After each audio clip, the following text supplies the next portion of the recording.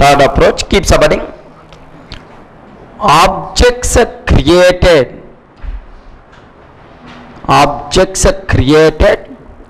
inside a method. Objects created inside a method. Objects created inside a method. Okay, just observe. So listen this one. A bit dangerous. Most of the people having wrong approach in your mind. Take special care. Here I am taking class test. I am taking class test. Public static void main method. Public static void main string array args. Public static void main string array args. Sir, I am calling M1 method. That's all. I am calling M1. Now public static void M1.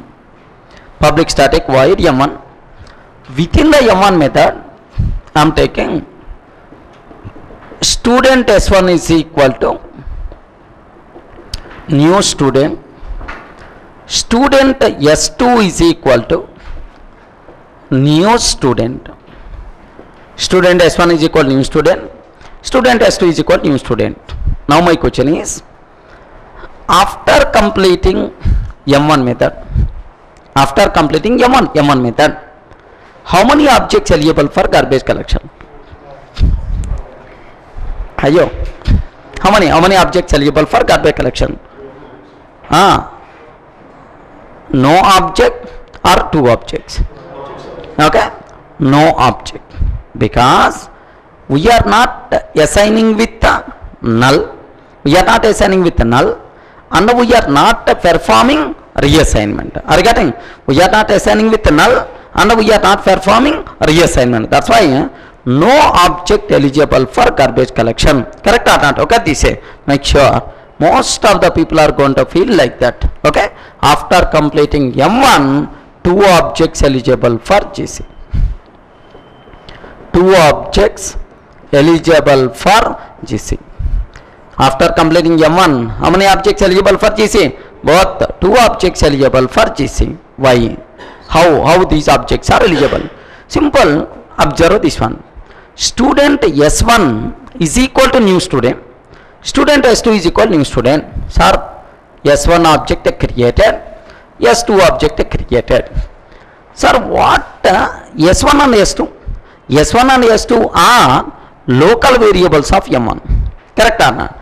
When local variables will be created, whenever we are calling a method. When local variables will be destroyed, once a method completes. Once a M1 method completes, automatically local variables will be destroyed. Sir, local variables will be gone. Once M1 complete, local variables gone, then automatically this object and this object doesn't have any reference after completing M1. Then automatically, how many objects eligible for GC? Two objects eligible for GC. Take special care. The objects which are created inside a method.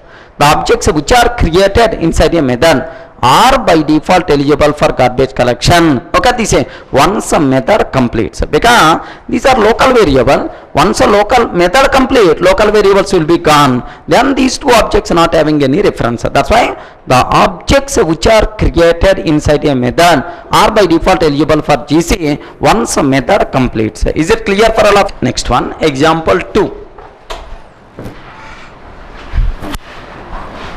Example 2. Here see this example. Sir, I am taking class test.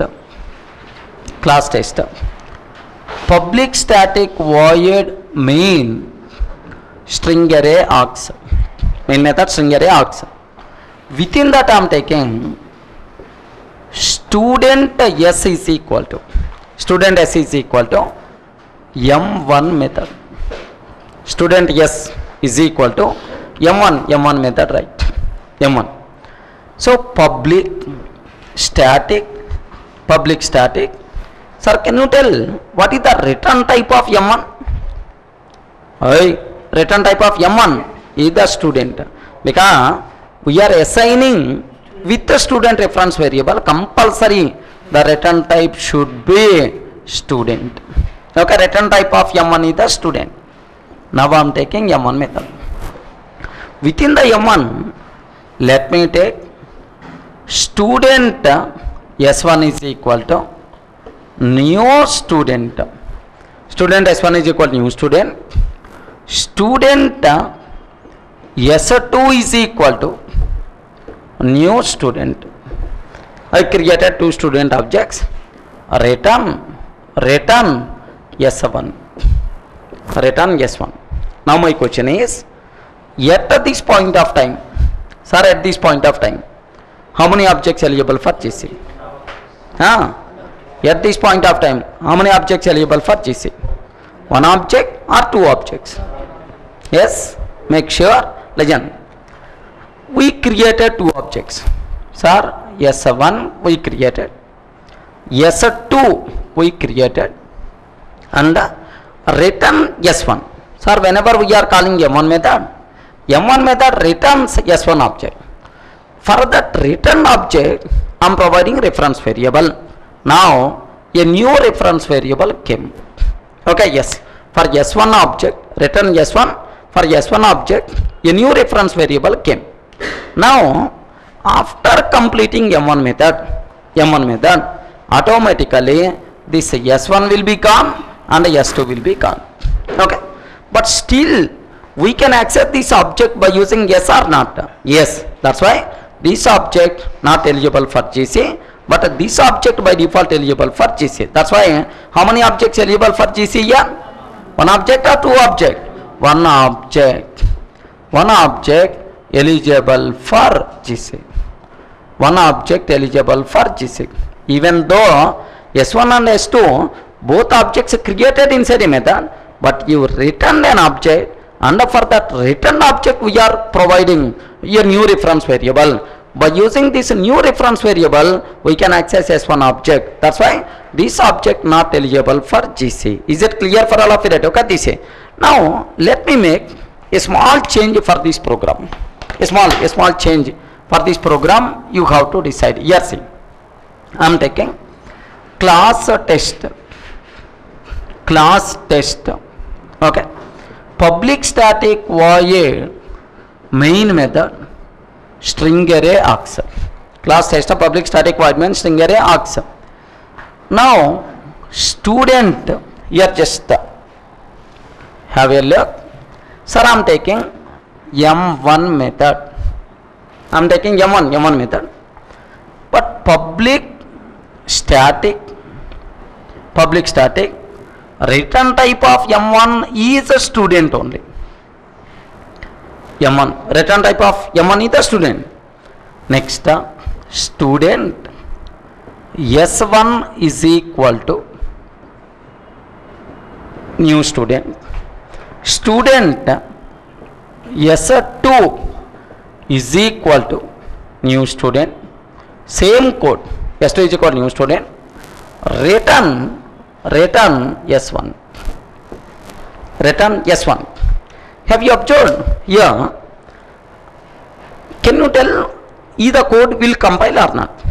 Yes, because even though you return S1, but I am not interested for that return type. That's why I didn't hold by using new reference variable. Sir, if a method returns something, compulsory we should hold a returned object. No such type of rule. Are you getting? If you are interested, you can hold, otherwise you can ignore. Sir, here I am interested, so that's why in the previous example we hold. Here I am interested, that's why I hold. But in this example, I didn't interest. Have you observed? That's why I didn't hold, right? Now, after completing M1 method, how many objects eligible for GC? How many? Even though you return, but you didn't hold that returned object. That's why two objects eligible for GC. Because we created S1 object, we created S2 object, but once M1 method completes, S1 will be gone, S2 will be gone. S1 and S2 by default will be gone. That's why both objects by default eligible for GC. Are you getting right? Special cases. If a method returns an object, if that returned object we captured, if that returned object we captured by using reference variable, then that object not eligible for GC. If that returned object we didn't capture by using reference variable, then that object eligible for GC. Is it clear for all of you? In general, at very top level conclusion, the objects which are created inside a method by default eligible for GC once that method complete, except these exceptional cases. Okay, take this example. Take both examples side by side. Okay. Now, listen this point well. Here I am taking class test.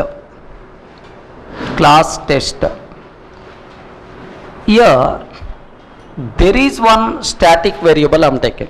Static student yes. Static variable yes of student type.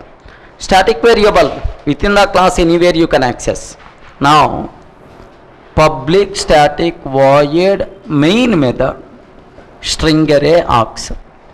Sir, just I am calling M1 method. Just I am calling M1 method. Now public static, I am calling M1 public static.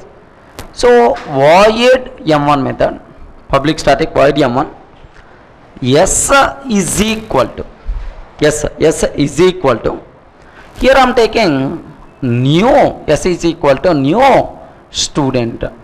Can you tell what is yes? Yes is a static variable, not local variable. Yes. Now student S1 is equal to new student. Can you tell how many student objects we created? 2 student object, but one reference variable local, another reference variable static. Now my requirement is at this point of time, how many objects eligible for GC? One or two?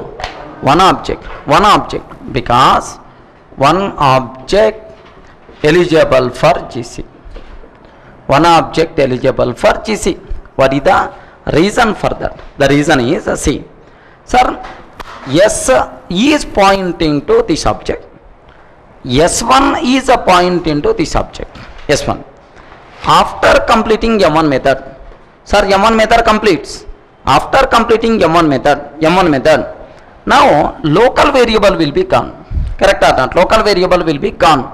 Now once local variable gone is anathema. Now but this static variable won't be gone. So this object still useful by using yes we can access, but this object you can't access. That's why how many objects eligible for GC here? Only one object. Okay, take this example.